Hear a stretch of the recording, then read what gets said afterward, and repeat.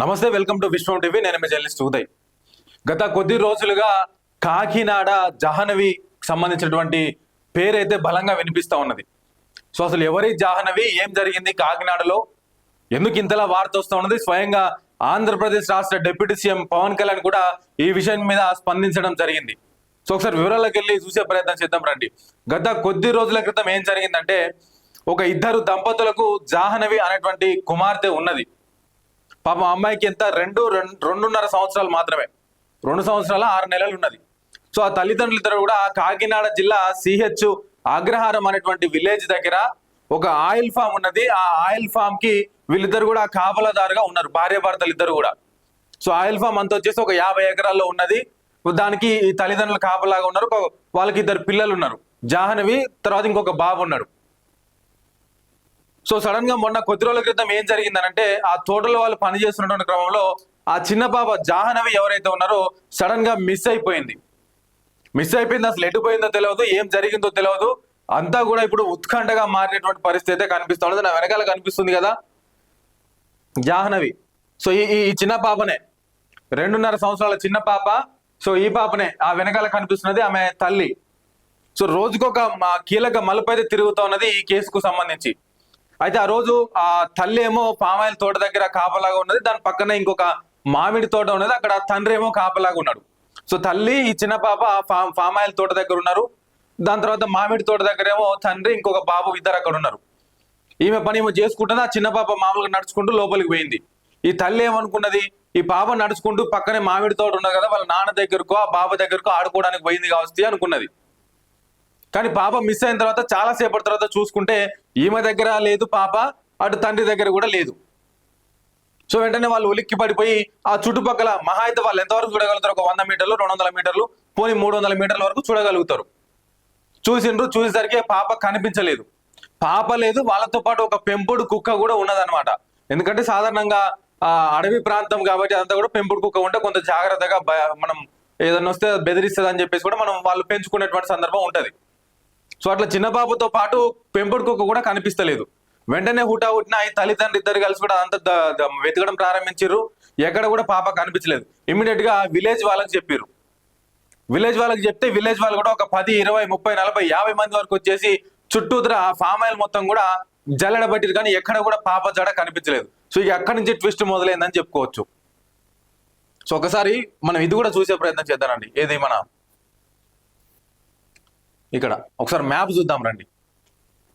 ఇగో వాళ్ళు పనిచేస్తున్నది సిహెచ్ అగ్రహారం అనేటువంటి విలేజ్ అది. సో ఆ సిహెచ్ అగ్రహారం విలేజ్ ఇక్కడ కనిపిస్తుంది కదా, కాకినాడ జిల్లా సిహెచ్ అగ్రహారం విలేజ్ అది. సో ఈ విలేజ్ ఇక్కడ జస్ట్ చిన్నగా మనకి ఇక్కడ ఇల్లు కనిపిస్తా ఉన్నాయి, కొన్ని ఇల్లు కనిపిస్తున్నాయి.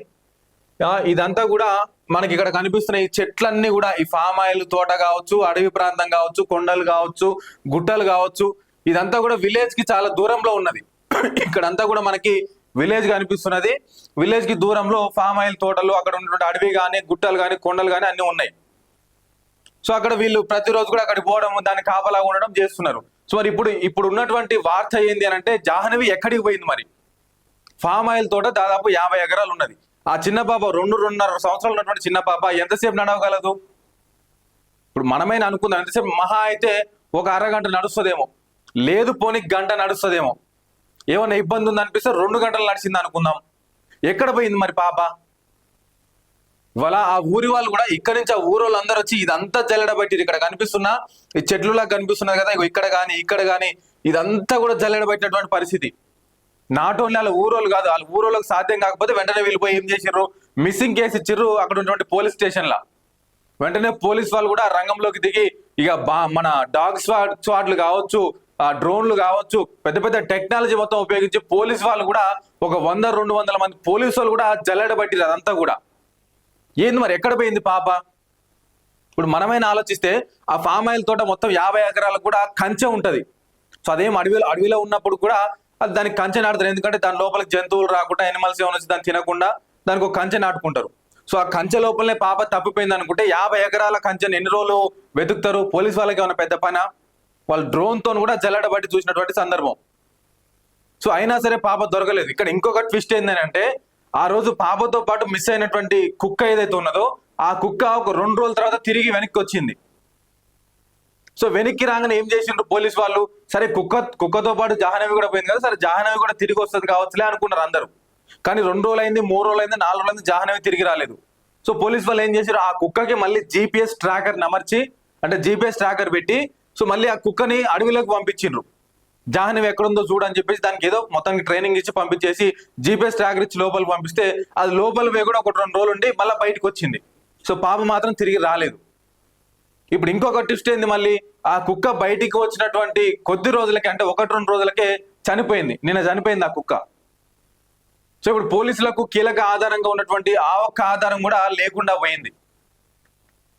ఏం జరుగుతా ఉన్నది అసలు? దీని మీద చాలా రకాల అనుమానాలు అయితే ముందుకు వస్తా ఉన్నాయి. పవన్ కళ్యాణ్ కూడా దీని మీద అధికారులతో మాట్లాడి, అక్కడ ఉన్నటువంటి ఎస్పీతో మాట్లాడిండు, పోలీసు ఉన్నతాధికారులతో మాట్లాడిండు, జాహ్నవి ఎక్కడ ఉన్నదో కనిపెట్టండి అని చెప్పిండు. కానీ ఇక్కడ వినిపిస్తున్నటువంటి బలమైనటువంటి వాదనలు ఏంటి అని అంటే, ఆ ఇద్దరు తల్లిదండ్రులు కూడా, తల్లి మాట్లాడుతూ చెప్తా ఉంటే అసలు గుండె దొరక్కపోతుంది, ఏం జరిగిందో అర్థం కానటువంటి పరిస్థితి. ఆ తల్లి మాట్లాడుతూ, నా కూతురు ఇక్కడే ఉందనుకున్నాను, లోపలికి పోయింది, అసలు ఎక్కడుందో తెలుస్తలేదు, నా కూతుర్ని కాపాడండి అని చెప్పేసి మొరబెట్టుకుంటున్నటువంటి పరిస్థితి. నా కూతుర్ని కిడ్నాప్ చేసిరేమో అనేటువంటి అనుమానాలు కూడా ఆమె 1-2 సందర్భాల్లో చెప్తున్నటువంటి పరిస్థితి. సో మరి కిడ్నాప్ కావడానికి ప్రధానమైనటువంటి బలమైనటువంటి కారణాలు ఏమైనా ఉన్నాయా అని అంటే, ఇప్పుడు నేను చెప్పే 2-3 కారణాలు వింటే మీకే అర్థమవుతుంది. ఇప్పుడు 50 ఎకరాల కంచె ఉన్నది. ఆ కంచెని దాటుకొని అయితే లోపలికి కానీ బయటికి కానీ మనిషి పోయే ప్రసక్తి లేదు, వచ్చే ప్రసక్తి లేదు. సో ఆ 50 ఎకరాల కంచెని దాటుకొని జాహ్నవి బయటికి ఎట్లా పోయింది? ఒకవేళ బయటికి పోయినా కూడా బయట దాటిన తర్వాత ఇక్కడ మనకు కనిపిస్తుంది కదా, ఇదంతా కూడా అడవి ప్రాంతమే. ఇక్కడ నుంచి ఇటు ముందుకు వస్తే అసలు మనిషి ఎక్కడ ఉండో కూడా కనపడడు. సో అంత ప్రదేశంలో జాహ్నవి ఎట్లా ప్రయాణించగలిగింది? ఎన్ని రోజులను ప్రయాణిస్తుంది? ఆమె ఒక రోజు మొత్తం నడిచినా కూడా, ఇప్పుడు మనలాంటి నా ఏజ్ ఉన్నోటి నడవాలంటే కూడా, ఇప్పుడు 1 కిలోమీటర్ నడవాలంటే 1 గంట పడుతుంది, ఇంకో కిలోమీటర్ ఇంకో గంట పడుతుంది. మరి జాహ్నవికి ఎంత టైం పడుతుంది 1 కిలోమీటర్ నడవడానికి? ఆమె ఎన్ని రోజులను నడిచి ఉంటుంది? ఇప్పుడు ఆ అడవి మొత్తం జల్లెడ పట్టినా కూడా దొరకలేదు అని అంటే మరి ఎక్కడున్నది జాహ్నవి? సరే ఒకవేళ కాసేపటి వరకు ఆమె లేదు, ఈ భూమి మీద లేకుండా పోయిందని అనుకుందాం. అట్లీస్ట్ అక్కడ స్మెల్ అన్న రావాలి కదా వాళ్ళకి, అట్లీస్ట్ స్మెల్ అన్న రావాలి కదా. ఆ కుక్కను కూడా అడవిలోకి పంపిస్తే అదొక 400 మీటర్ల వరకే తిరుగుతా ఉన్నది, అంటే ఆల్మోస్ట్ ఒక 1/2 కిలోమీటర్ వరకు తిరుగుతున్నది, మళ్ళీ బయటకు వచ్చేస్తున్నది. అంటే జాహ్నవి ఆనవాళ్ళు ఆ 1/2 కిలోమీటర్ వరకే ఉంటే గనక, మరి 1/2 కిలోమీటర్లో ఉంటే ఆమె ఒకవేళ లేదు అనుకుంటే కనుక ఆమె స్మెల్ అన్న రావాలి కదా బయటికి. ఆ కంచె దాటిపోయింది అనుకుంటే కంచె దాటిపోవడానికి అవకాశమే లేదు కదా. మరొకటి ఏంటంటే, జాహ్నవి వాళ్ళ తండ్రికి ఆ ఊర్లో కొంతమందితోని ఆర్థిక లావాదేవీల్లో కూడా కొంత గొడవ ఉన్నట్టుగా కూడా కొంత సమాచారం అయితే వస్తా ఉన్నది. సో మరి ఈ నేపథ్యంలోనే ఎవరైనా కిడ్నాప్ చేసిరా, ఏం జరిగింది అనేది కూడా పోలీసులకు పెద్ద సవాల్గా మారినటువంటి పరిస్థితి. అక్కడ ఉన్నటువంటి కొంతమంది స్థానికులు ఇచ్చినటువంటి సమాచారం మేరకు ప్రతి ఇంటిని కూడా జల్లెడబట్టండి, ప్రతి ఇంటిని కూడా అనుమానం ఉన్న ప్రతి ఒక్కరిని కూడా విచారిస్తే కనుక ఖచ్చితంగా జాహ్నవి జాడ దొరుకుతుందని చెప్పేసి వాళ్ళందరూ చెప్తా ఉన్నారు. అంటే ఎందుకు జాహ్నవిని ఇష్యూని ఎందుకు ఇంత ప్రతిష్టాత్మకంగా తీసుకున్నారు అంటే, ఇవాళ ఈ కేసు జరుగుతుంది, రేపు ఇంకో కేసు జరుగుతుంది. చూస్తుండగానే కళ్ళ ముందర పాప మిస్ అయింది కదా, ఎటు పోతుంది పాప? ఎవరికి కూడా అర్థం కానటువంటి పరిస్థితి. ఇవాళ ఒకవేళ ఏదో గుంటలో పడిపోయింది అనుకున్నా కూడా, లేకుంటే ఇంకెక్కడైనా పడిపోయింది అనుకున్నా కూడా కనీసం స్మెల్ వస్తుంది.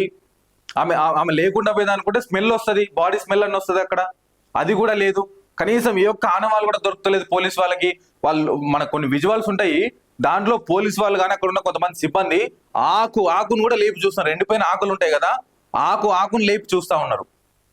అంత తీవ్రంగా జల్లెడ పట్టినా కూడా ఇవాళ పాప ఆచూకీ దొరకనటువంటి పరిస్థితి. సో ఇది 2 రాష్ట్రాల్లో కూడా ఇప్పుడు సంచలనంగా మారిపోయినటువంటి పరిస్థితి. ఏది ఏమైనా కూడా ఆ కుటుంబం తల్లడిల్లిపోతా ఉన్నది. నా కూతురు బతికొస్తే బాగుంటు, నా కూతురు మళ్ళీ నా దగ్గరకు వస్తే బాగుండు అని చెప్పేసి ఆ తల్లి ఆవేదన అంతా ఇంత కాదు. పోలీస్ వాళ్ళు కూడా రాష్ట్ర ప్రభుత్వం నుంచి ఆదేశాలు రావడంతో దీన్ని ఇంకొంత ప్రతిష్టాత్మకంగా తీసుకొని, ఇప్పుడు ఆల్రెడీ పెంపుడు కుక్క వాళ్ళకి లేకుండా పోయింది. వాళ్ళకు ఇప్పుడు ఉన్నటువంటి ఆధారాలు ఏంటి, ఎట్లా వాళ్ళను జాహ్నవిని వెతికే పనిలో ఉన్నారు, ఏం జరగబోతున్నది, ఇప్పుడు వారం రోజులు గడుస్తా ఉన్నది, అయినా సరే దీని మీద ఎటు కూడా కొలిక్కిరానటువంటి అంశంగా అయితే ఉన్నది. సో ఏది ఏమైనా కూడా మనందరం కూడా జాహ్నవి పాప దొరకాలని చెప్పేసి మనస్ఫూర్తిగా మనం కూడా కోరుకుందాము. సో ఖచ్చితంగా పోలీస్ వాళ్ళు కూడా ఈ విషయంలో పారదర్శకంగా వ్యవహరించి, సో ఎవరి రాజకీయ ప్రమేయం లేకుండా, ఎవరి ఇన్ఫ్లుయెన్స్ లేకుండా నిష్పక్షపాతంగా విచారణ జరిపి ఆ తల్లిదండ్రులకు కూడా న్యాయం చేయాలి. అవసరమైతే ఆ పాప కూడా ప్రాణాలతో బ్రతికి మళ్ళీ తిరిగి రావాలి అని చెప్పేసి కూడా ఇవాళ సభ్య సమాజం అంతా కూడా కోరుకుంటా ఉన్నటువంటి పరిస్థితి. సో మనం కూడా ఆ పాప తిరిగి మళ్ళీ బ్రతికి రావాలని చెప్పేసి మనస్ఫూర్తిగా కోరుకుందాం. మరిన్ని వీడియోస్తో మీ ముందుకు వస్తూనే ఉంటాను, చూస్తూనే ఉండండి విశ్వం టీవీ.